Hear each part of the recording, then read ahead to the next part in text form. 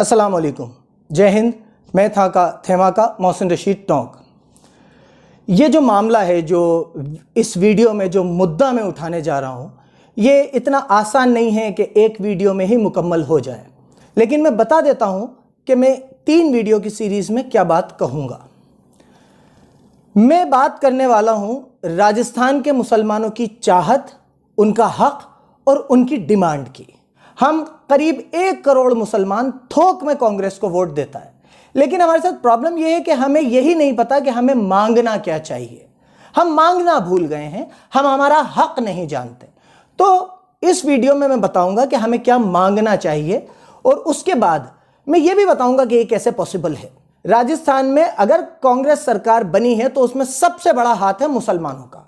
करीब 1 करोड़ मुसलमानों ने थोक में कांग्रेस को वोट दिया और कांग्रेस के एमएलए जिता के पहुंचा है। जहां मुस्लिम कैंडिडेट से हमारे नौरतन जीत के आए, जहां मुस्लिम कैंडिडेट जीते वहां भी मुसलमानों ने कांग्रेस को वोट दिया।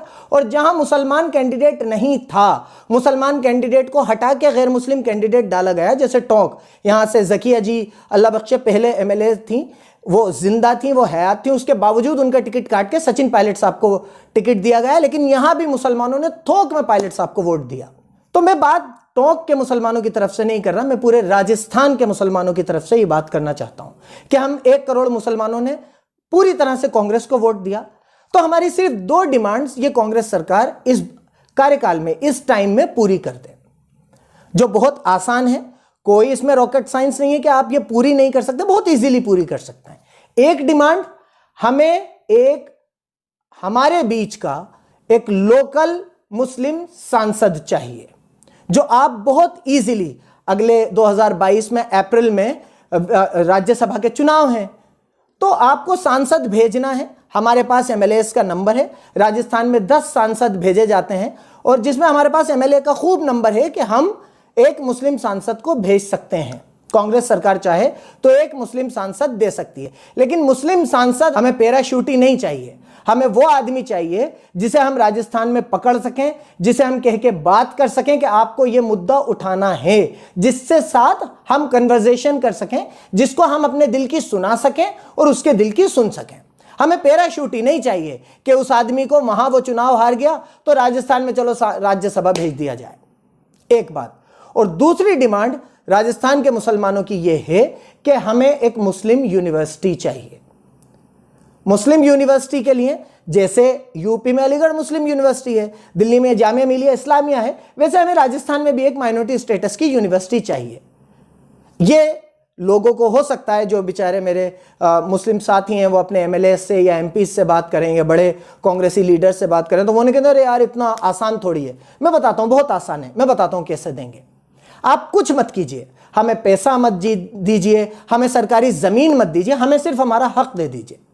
वक्फ बोर्ड की जो जमीन खाली पड़ी हो, जो जमीन कब्जे में हो, उस जमीन को छुड़ा के या उस खाली जमीन को सरकार एक 30, 40, 50 साल की लीज करके एक मुस्लिम यूनिवर्सिटी के लिए दे दे। ये गवर्नमेंट के हाथ में है, हमारी ही जमीन है, वक्फ हमारी ही जायदाद है, हमें ही मुस्लिम यूनिवर्सिटी के लिए दे दीजिए। उसके बाद विधानसभा में एक ऑर्डिनेंस लाके हमारी यूनिवर्सिटी को पास कर दीजिए। बस आपसे हमें पैसा नहीं चाहिए, आपसे हमें जमीन नहीं चाहिए, आपसे हमें कोई फंड नहीं चाहिए, सिर्फ हमारे ये 2 काम कर दीजिए। इंशाअल्लाह ताला हम गिरते पढ़ के चंदा मांग के मुसलमानों के आगे हाथ फैला के अपनी अपनी टोपियां सामने रख के, जैसे सर सैयद अहमद ने अलीगढ़ मुस्लिम यूनिवर्सिटी बनाई थी, इंशाअल्लाह ताला हम भी राजस्थान में एक माइनॉरिटी स्टेटस की एक मुस्लिम यूनिवर्सिटी बना लेंगे।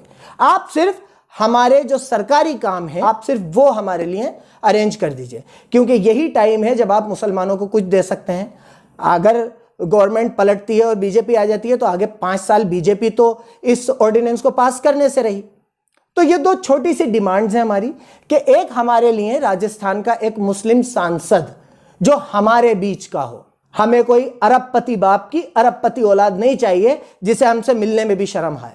हमें हमारे करीब का जो आदमी हमसे बात कर सके, ऐसा मुस्लिम सांसद चाहिए जिसे हम चुनेंगे।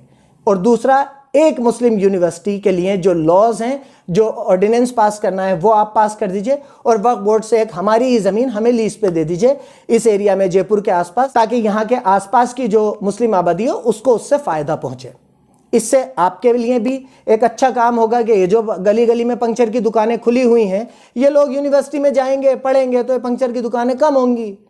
और जिन लोगों के आग लगी रहती है पंक्चर वालों की, वो आग भी ठंडी होगी थोड़ी सी। तो ये दो काम मेरी गुजारिश है अशोक गहलोत सरकार से और सारे जो हमारे 9 रत्न विधानसभा में बैठे हैं कि आप इन 2 मांगों को उठा दीजिए। क्या पता अल्लाह आपसे ये काम ले ले तो आपकी भी आखिरत संवर जाए और आप मुसलमानों को कुछ बताने लायक नहीं हो कि हाँ हमने तुम्हारे लिए ये किया। और दूसरी बात, मैं राजस्थान के मुसलमानों से भी कहना चाहता हूँ कि बेकार के कब्रिस्तान की 4 दीवारी और कब्रिस्तान के अंदर की रख रखाव से संतुष्ट होना बंद कीजिए, अपने हक को समझिए। मैं चाहता हूं कि राजस्थान के हर जिले में आपके जो नुमाइंदे हैं उनसे आप ये डिमांड कीजिए कि हमें राज्यसभा में मुस्लिम सांसद इसी बार और एक मुस्लिम यूनिवर्सिटी चाहिए ही चाहिए। मुझे उम्मीद है आप सभी मेरी इस बात से सहमत होंगे और इंशाअल्लाह ताला हम इनको हासिल करके रहेंगे। बहुत बहुत शुक्रिया। मैं था का थेमा का मोहसिन रशीद टॉक।